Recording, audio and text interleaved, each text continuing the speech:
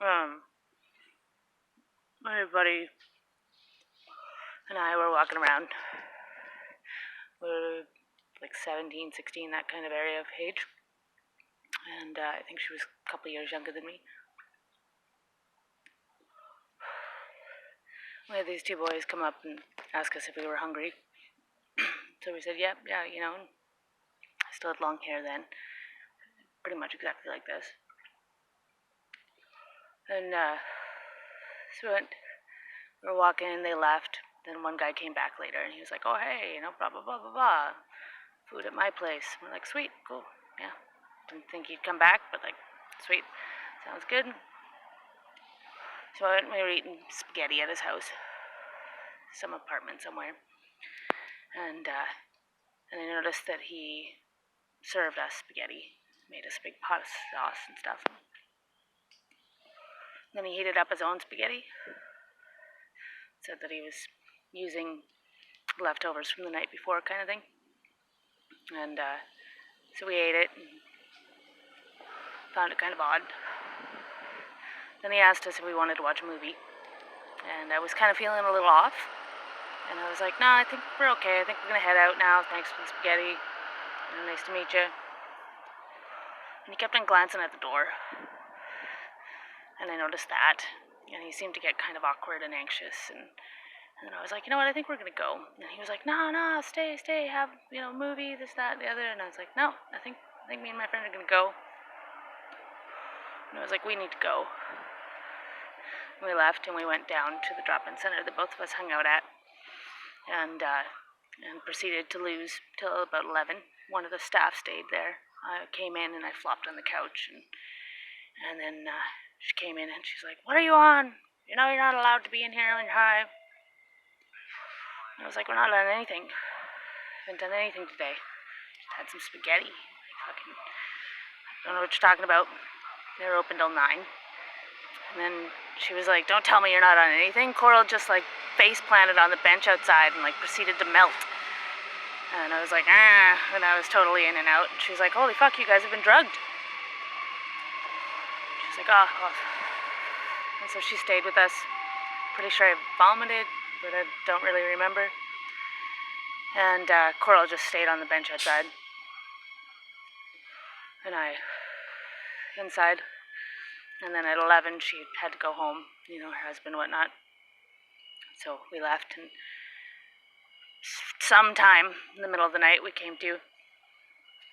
decided to try and cross the top of the high-level bridge that is in Edmonton. It's a really high bridge, has railway track on top. It's no longer used. And it came to just like fucking flapping wind. Fat pants were all the thing. So I noticed my pants like fucking whipping, like a couple of wings. And then that's when we were like, what the fuck are we doing up here? We should go back. A few years later, like 28, I was in Calgary. And was at a show, did some drag, teamed up with the Crop Creatures that I had performed with them back in Edmonton when it was just 2. And then me and Jack and Katie, a couple of wonderful humans in my life at that time. Beautiful, beautiful little troupe called Drag-Ons. And they were the ones that were super genderqueer. And really, they were a beautiful couple, a little boy. And we do really strange drag anywhere, any fucking where, anywhere. Barbecues, anywhere there was a fucking CD player, I'd get us a gig. And Katie would often end up blowing people's minds with Biff Tech was their nickname, but was what they were. And then we'd bring out the Crop Creatures, and they were an amazing little burlesque troupe. And then the founder of that went on to host variety shows in Calgary. So I popped in, and it had always been a dream of mine to like tour with my drag and whatnot. So popped in. I was really stoked. Performed at some King's Night, something, at this little bar called the Eagle, which was the men's fetish bar. Pretty intense bar. Boys Town to the nines. Bears everywhere. And then the next night, I think I I think the next night I performed at Corrupt Creatures variety show kind of thing, and fellows that had played, one guy was a cello player, and the other dude was some middle-aged geeks kind of thing. And we went back with them to have a puff and hang out. I was with my buddy, and then we were just chilling, and dude made us some salad. And I'm eating the salad, and then I feel like it's metallic. It's like it tastes like something tastes off in it, and I'm like trying to convince myself, like, oh, I probably cut the lettuce with a knife, with a stainless steel knife. Thing happens, your senses are just heightened, you're fine. This went on for like 15, 20, 25 minutes kind of thing, and I was just like feeling my heart starting to race, and I just couldn't eat the fucking salad. I couldn't finish the salad because I couldn't convince myself that it wasn't drugged. And I was like, you're fine. Like, it's just salad. It's just salad. It's salad. It's salad. It's salad. These men are nice. It is totally fine. It's just salad. Buddy's hitting on my friend. They're both hitting on my friend. They both know not to hit on me. Pretty sure I still had a beard on at that point. But, just was. And so finally I just pipe up and I'm like, can you tell me that this salad hasn't been drugged? And I was like, I know it sounds crazy. It's just a thing. If you could just tell me that you didn't drug the salad, then I can just move on and I can eat the salad. And everybody laughed, thought I was, having a good joke about the salad. And I was like, yeah, if you could just tell me though, just the words, like, you didn't drug the salad. If you could just, say that, that'd be great. And he didn't say it. Everybody laughed again, and then it just went on, and everybody just continued conversing, and blah, blah, blah, blah, blah. And my heart just started to fucking hurt, because it was hitting my ribcage so hard, because I was starting to be like, put the salad down, and everything's, I'm not going to finish the salad, it's fine. And, I don't know. Seemed like forever, went by. And then I finally, just in the middle of everybody conversing, was like, we are leaving now, drive us home now. So buddy, my friend was like, what the fuck, dude, like, okay, and I was like, we just gotta go, we're leaving now. And so then, buddy drove us home and whatnot, and he was proceeding to, flirt and whatnot with my buddy, and she was house sitting at that time by herself. She had mentioned that throughout the evening, that kind of thing, and he was going to drop me off and then drop her off at home afterwards. And I was just like, no, you spoke to these guys and you told them that you're home alone for 2 weeks. This guy lives in a camper van. He's traveling who knows what. They're like, this is a no. This is a no. And I was like, you're coming with me into my friend's house, and then you can call a cab from here and I'll pay for it. But this is a no. And buddy was like, no, it's all good. And my friend was like, what the fuck's up with you? And I was like, you are coming into the house with me and I'll pay for your cab from here. Have a nice night. Thank you. We're leaving now. Bye. And gave her a really nice, long, creepy hug. And then she was like, okay, yeah, I'm getting a cab. And I was like, yeah, you get a cab. You're getting a cab. It's cool. And then she just hung out, stayed over, that kind of thing. But yeah, just interesting. During that trip, it was really beautiful. Did a performance at something mustaches. Gave me a tie, so that was awesome. And yeah, Calgary was interesting. Circular city, very strange to try and hitchhike out of. Really hard to get out of when you're because it just is all freeways outside of the city.